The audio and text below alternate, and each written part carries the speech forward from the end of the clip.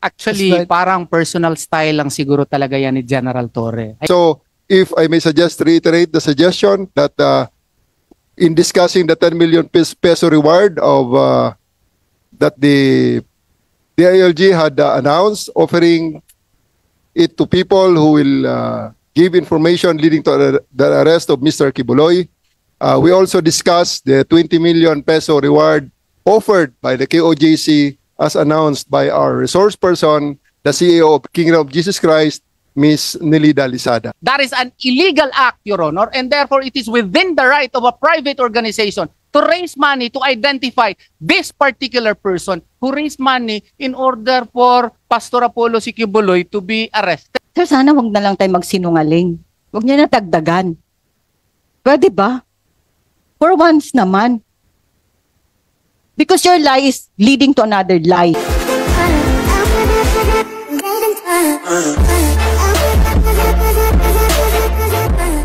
Yeah, go ahead, General Torre. Mr. Chair, sir, if I may respectfully request, before continuing on the discussion on the 10 million reward offered by the PNP for the information leading to the arrest of Pastor Kibuloy, if I may respectfully suggest that we also discuss in tandem the 20 million peso reward offered by KOJC as announced by the good CEO Nelida Lisada, sir, of the Kingdom of Jesus Christ, for the information on the identity of the person who provided this 10 million. And 2 days ago, what was said actually is they want information as to those people they accuse of plotting to kill the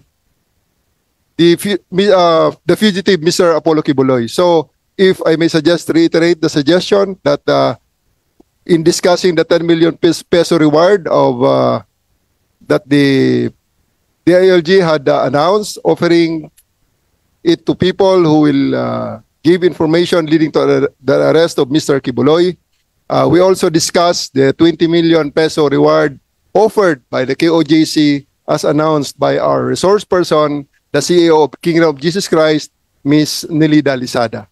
It Your is Honor. now available on the internet, sir. Yes, Thank you, sir. If I may answer, Your Honor, if I may enlighten the good general, the clear differentiation between a public officer and a private individual. The Secretary Abalos is a public officer and therefore he is governed under Republic Act 6713.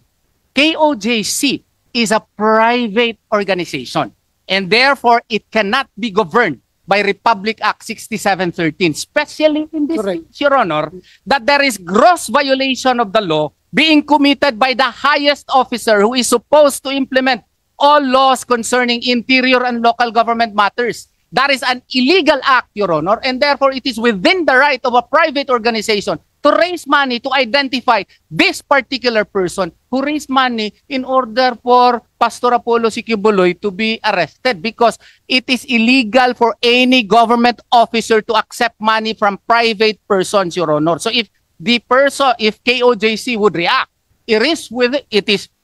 can he cite a law that we violated? Your Honor, I did not know when that was actually decided by the KOJC. I only learned it thereafter. But when I assessed, ano ba? Wala silang batas na nilabag. Yun sila kasi, governed sila ng Republic Act 6713. Public official sila. Hindi nila pwede i-apply yung RA 6713 sa private persons. Yun lang po.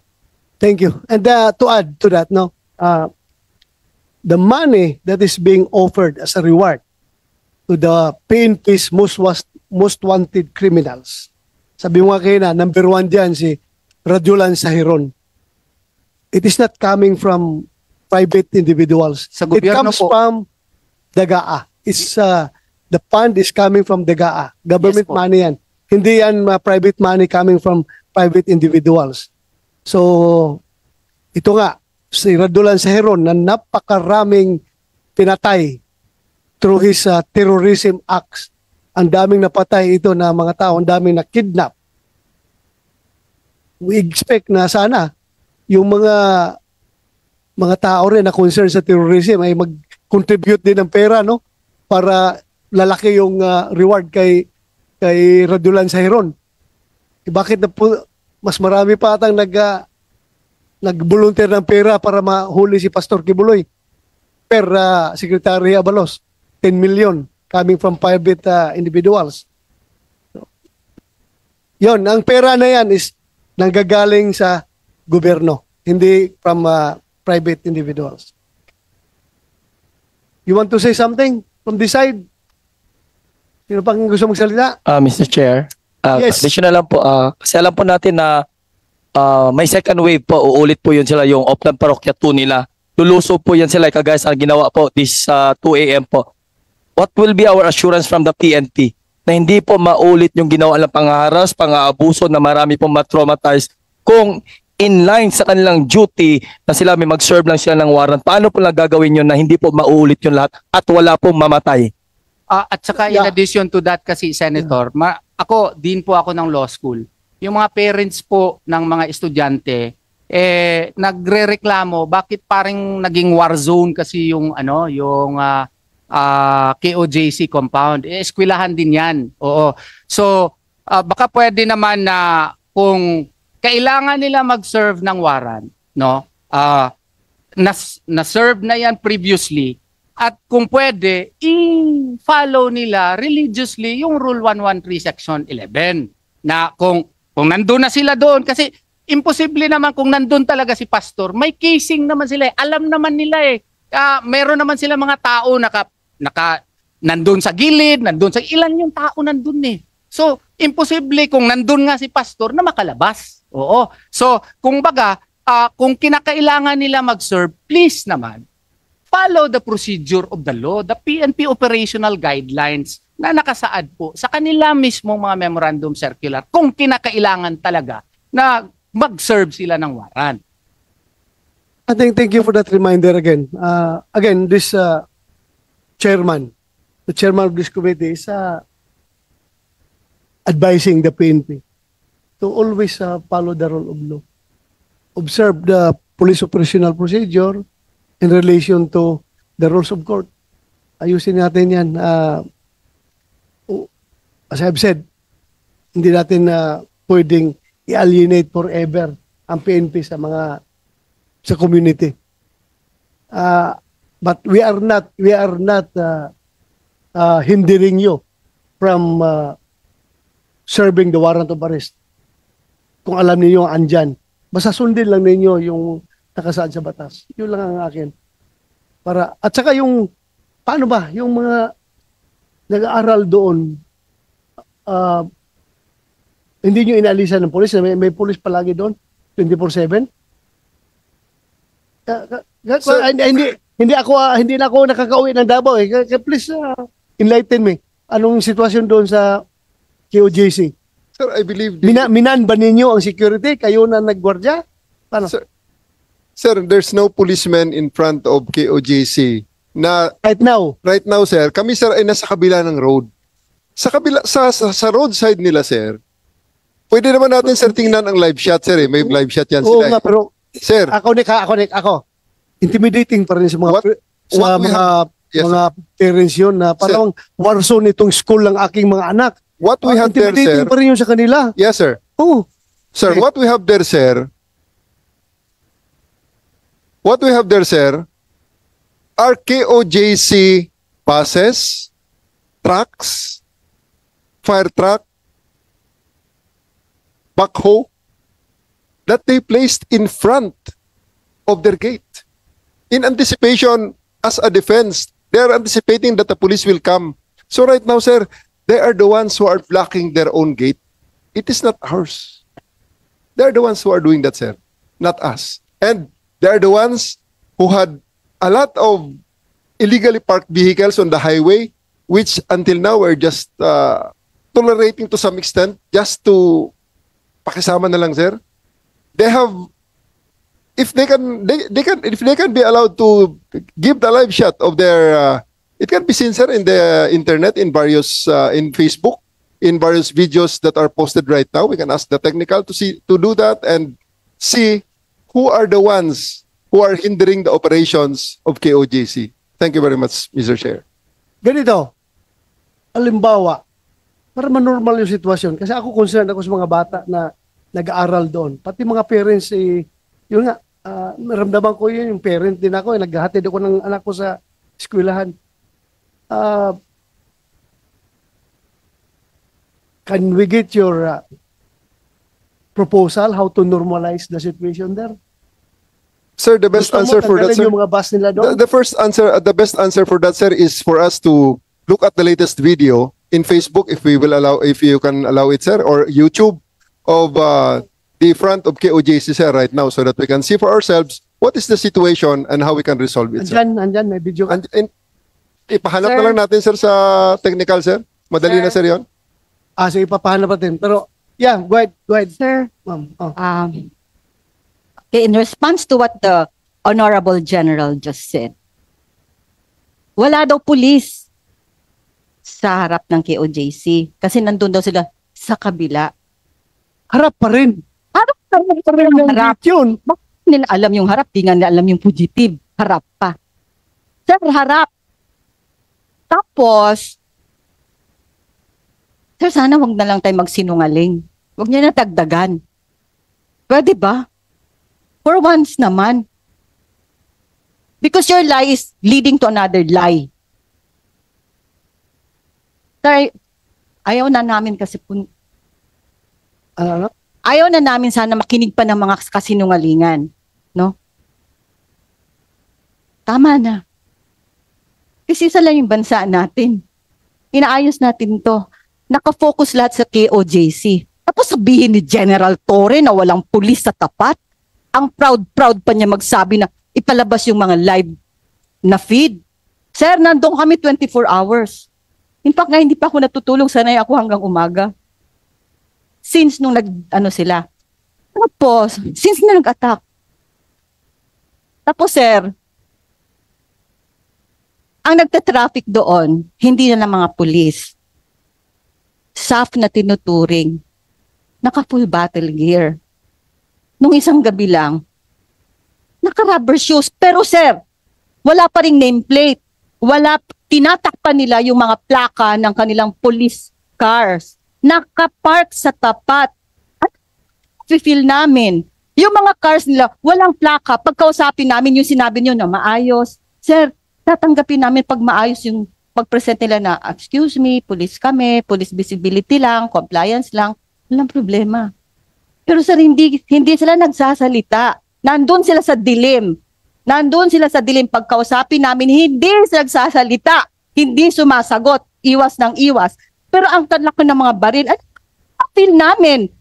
Tapos, eto pa, may private cars pa. Hindi lang police patrol, private cars ang ginagamit nyo. Nakakabang kami, sir. Nasa tapat ako, nagbagwardya kami lahat. From 1 o'clock, 1:30 in the morning, I was already there in the highway. Buong araw talaga yan, sir. Hanggang 10, nagsalita na ako sa highway. Kasi pumapasok na yung mga estudyante. In fact, ang enrollment ng JNCFI, nabawasan. Nagsabi ng parents na, ma'am, hindi na lang muna kami mag-enroll dito. Mag-enroll na lang kami pag normal na yung normal na yung sitwasyon dito kasi mukhang garrison na talaga kami. Yung sinasabi ni General Torre na may mga bus, may mga backhoe, may mga fire truck sa tapat namin, amin yung property. Nilagay namin yun doon to deter their second wave of attack kasi mag-attack talaga sila. Kaninang madaling araw, nag-attack na sila sa isang compound na naman namin. Armed policemen were there. Ginising na naman yung mga farmers namin na nakatutok ang baril sa kanilang mga noo. Pwede ba tumigil na yung mga kasinungalingan ninyo? Wag yung sabihin walang pulis at Please tapat. tone down. Sorry, Tone down your voice. pero puno na Tone kami, down your sir, ha? Pasensya. Please tone down your voice. They're always lying. They're lying to their teeth. My God, your officers to mga sinungaling Sige, talaga sila. anyway. Sir, sige, pakita na lang namin. Pero yun lang sinabi ko, nag-taxi. Sir, pwede ba mag-taxi yung pulis na ang laki-laki ng armas? Taxi, tapos yung private na property sa tapat namin, sir, doon sila pumapasok. Meron kasi kaming katapat. Sir, nakaabang kami, ha? Doon sila pumapasok kasi nakipag-CR daw. Ginagawa ba nilang kampo yun? Pwede rin ba imbestigaran yun, sir? Kasi wala, pinapalibutan nila kami. Okay, Nick, ganito. Eskwelahan yan eh, may mga bata. Pwede bang tanggalin mo na lang yung pulis doon. At kung may information kayo na matanggap na nandoon si Pastor Kibuloy, you can serve your warrant anytime. Pero yung ganun na intimidating sa mga estudyante na papasok doon na nandoon kayo palagi.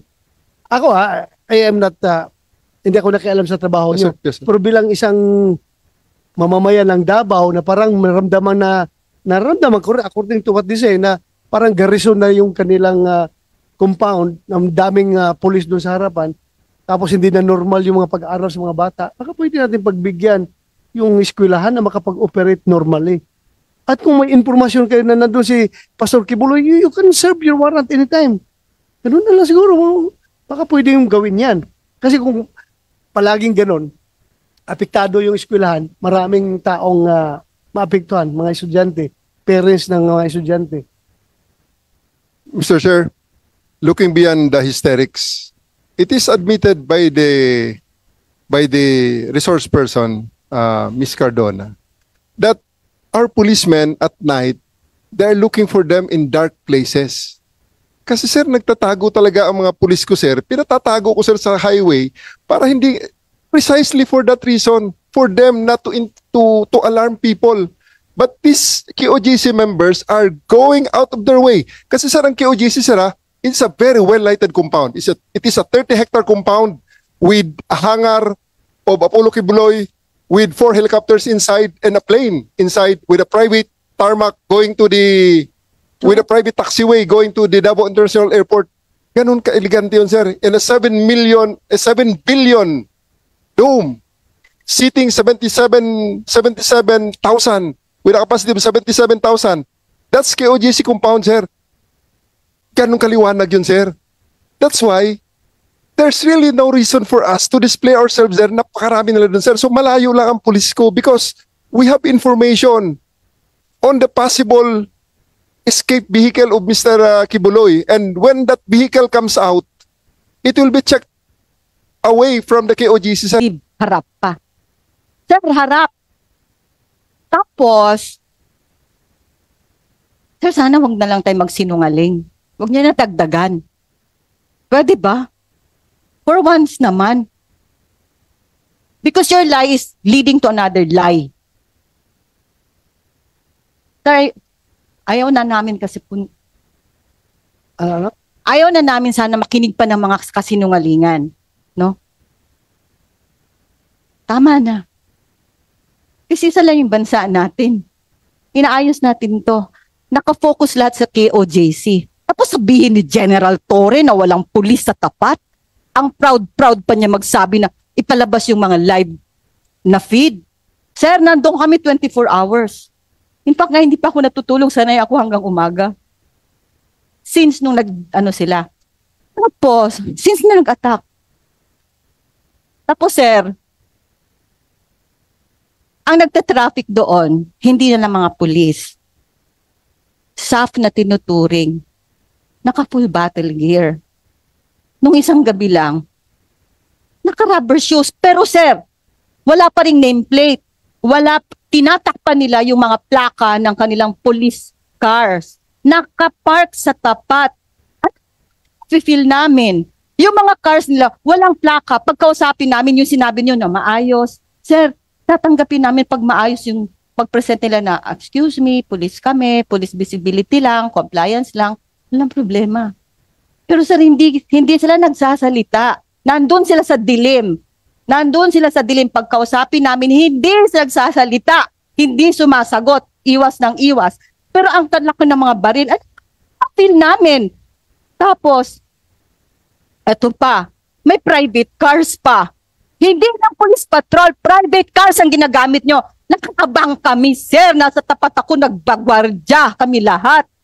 From 1 o'clock, 1:30 in the morning, I was already there in the highway. Buong araw talaga yan, sir. Hanggang 10, nagsalita na ako sa highway.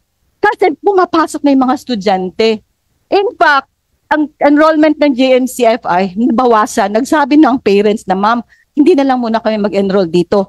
Mag-enroll na lang kami pag normal na yung normal na yung sitwasyon dito kasi mukhang garrison na talaga kami. Yung sinasabi ni General Torre na may mga bus, may mga backhoe, may mga fire truck sa tapat namin, amin yung property. Nilagay namin yun doon to deter their second wave of attack kasi mag-attack talaga sila. Kaninang madaling araw, nag-attack na sila sa isang compound na naman namin. Armed policemen were there. Ginising na naman na yung mga farmers namin na nakatutok ang baril sa kanilang mga noo. Pwede ba tumigil na yung mga kasinungalingan ninyo? Wag yung sabihin walang pulis at Please tone down. sorry, Tone down your voice. pero puno na Tone kami, down your sir, ha? Pasensya. Please tone down your voice. They're always lying. They're lying to their teeth. My God, your officers to mga sinungaling Sige, talaga sila. anyway, Sir, sige, pakita na lang namin. Pero yun lang sinabi ko, nag-taxi. Sir, pwede ba mag-taxi yung pulis na ang laki-laki ng armas? Taxi, tapos yung private na property sa tapat namin, sir, doon sila pumapasok. Meron kasi kaming katapat. Sir, nakaabang kami, ha. Nandun sila, doon sila pumapasok kasi nakipag-CR daw. Ginagawa ba nilang kampo yun? Pwede rin ba imbestigaran yun, sir? Kasi wala, pinapalibutan nila kami. okay, Nick, ganito. Eskwelahan yan eh, may mga bata. Pwede bang tanggalin mo na lang yung pulis doon? At kung may information kayo na matanggap na nandoon si Pastor Kibuloy, you can serve your warrant anytime. Pero yung ganun na intimidating sa mga estudyante na papasok doon na nandoon kayo palagi. Ako I am not, hindi ako nakialam sa trabaho Yes, niyo. sir. Yes, sir. Pero bilang isang mamamayan ng Davao na parang naramdaman ko rin, according to what they say, na parang garrison na yung kanilang compound, ng daming police doon sa harapan, tapos hindi na normal yung mga pag-aaral sa mga bata, baka pwede natin pagbigyan yung eskwelahan na makapag-operate normally. At kung may informasyon kayo na nandun si Pastor Kibuloy, you can serve your warrant anytime. Ganun na lang siguro, baka pwede yung gawin yan. Kasi kung palaging ganun, apektado yung eskwelahan, maraming taong maapektuhan, mga estudyante, parents ng mga estudyante. Mr. Chair, looking beyond the hysterics, it is admitted by the resource person, Ms. Cardona, that our policemen at night, they're looking for them in dark places. Kasi sir, nagtatago talaga ang mga pulis ko, sir. Pinatatago ko, sir, sa highway para hindi, precisely for that reason, for them not to alarm people. But these KOJC members are going out of their way. Kasi sir, ang KOJC, sir, it's a very well-lighted compound. It is a 30-hectare compound with a hangar of Apollo Kibuloy, with 4 helicopters inside and a plane inside, with a private tarmac going to with a private taxiway going to the Davao International Airport. Ganun ka-elegante yun, sir. And a 7 billion dome, seating 77,000 with a capacity of 77,000. That's KOJC compound, sir. Ganun kaliwanag yun, sir. That's why there's really no reason for us to display ourselves there. Napakarami nila dun, sir. So malayo lang ang pulis ko because we have information on the possible escape vehicle of Mr. Kibuloy. And when that vehicle comes out, it will be checked away from the KOJC, sir. We will not check it in front of KOJC because we will really fail because he has 3,000 people in there. So I'm saying, sir, and she also admitted, the resource person also admitted that we are using a private lot away Anong away? on the other side of the road. And the National Highway, sir, is a road wider than Commonwealth and EDSA. It is a very, very big road, sir. That's not something that you're very familiar with it, sir, I'm very sure. And they are already creating. So what's your suggestion para mag-normalize doon? We are. Ikaw man ang commander doon. It is for Para them. mag-normal yung mga bata na nag-aaral. Sir. Sige nga. Sir, We We are- want to get your proposal, your suggestion. Paano? the presence of one patrol car, I don't think will be on the other side of the road. There is a gasoline station on the other side of the road, sir. A very big gasoline station. And I do suggest, sir, we have a lot of videos in Facebook that we can show we can search, we can ask our technical to search for it and really see that the problem that the KOJC is facing are all of their own doing, sir. They are paranoid. They're saying that they're just anticipating. They say they are bordering to paranoia, that they're saying that it is in anticipation of the second wave of attack that the PNP will go do to them to go to their place when we go to their place. There's no second attack. The warrant still stands, sir. Okay, the warrant still stand. So if you want to serve the warrant, nobody's stopping you. You can do that. Yes, sir. Yeah, okay. So how are we going to remove the paranoia in their part? Make the wanted persons surrender and submit themselves to the court, sir. You cannot require it from them because wala silang control. Wala Yes, sir. silang control doon So- sa suspect. Wala So, silang control. so until then, sir, we will be looking for the suspect, sir. It's something that we really cannot avoid. It will be the election of duty on our part. Can you do that? Looking for the suspect at the same time maintaining a certain degree of normalcy doon sa compound para makapag-aral yung mga bata, makapagpatuloy yung kanilang pagkakandak ng classes doon. Father ka rin. Yung anak mo mag-aaral din, maghanap rin yan ng peace of mind para makapag-aral. Tingnan mo nga kung paano mo gawin ito para hindi sila mapaparanoid doon. We are not Isipan mo. we are not in their compound, sir. We are already away from their compound. I have asked my checkpoints to provide distance because if we check them near their compound or in any walking distance, sir, definitely they will be walking towards our checkpoint like what they're doing, getting out of their way, asking for mission orders, asking for IDs, asking for the licenses of the gun. Those are the things that they only do. The rest of the Davao cities are on the lookout. Sir. Totoo yun, sir. They're looking for it, sir. They're even looking for the detail order. They're even looking for the detail order of our personnel, sir. Sir, if I may, sir, actually, That's right. parang personal style lang siguro talaga yan ni General Torre. I think he cannot deny that at the time of General Escobar, Fillmore Escobar, the Davao City Regional Office was awarded for being highly improved, Your Honor. Yun ang pinakauna sa lahat ng regional offices po na naka-install ng mga cameras na nakikita lang doon sa Camp Katitipan ay ang Davao City. Ginawa nga yung model yung system ng technology nila. So, makikita po nila kung gusto nila tingnan yung mga kalsada namin doon lang sa sa Camp Katitipan. Pero I don't know why is it that he has made it a policy to really deploy very scary policemen there. Ayan oo, walang. Tapos Walang tapat. ang dami pa, sir, na yung at the time pa na mga yung labasan, mga alas 5 ng hapon, yung mga umuuwi yung mga tao sa kanilang mga bahay, nakaka-affect po talaga. At saka, Nick, itong mga pulis natin, advise mo naman sila na huwag magsige cover ng mukha. They don't have to fear sa anything kung wala silang ginagawang illegal. Advise mo kasi, ma-intimidate talaga yung mga bata nag-aaral doon, makakita ka na armado na ganyan na naka-cover. I understand. Itong mga tao na ito, takot rin ito magkakaso. Kaya nga minsan ayaw maglagay ng nameplate dahil takot rin magka-problema dahil alam ko pulis kung kadali lang kasuhan. Pero for us to show that we are friendly to all the people regardless kung sino sila. They are not Pastor Kibuloy. They are not one of the 5 na hinahanap ninyo. Dapat friendly tayo sa kanila. Yung ganyan na nakakover yung mukha, pwede siguro tanggalin natin yan. Di ba? Para Yes, sir. SWAT yan, sir. dating natin. SWAT yan, sir, na madaling araw yan, sir. Hindi naman yan, sir, para makita ng mga bata. Pag araw, sir, nakagawasi yan, sir, or nakapatrol shirt. Oo, pero yung tanggalin lang natin yung ako, siguro maintindihan mo naman ako. Yes, sir. Yes, sir. Tanggalin Yes, natin yan. Mr. Chair, Hindi- pwede magsingit. Hindi masyado.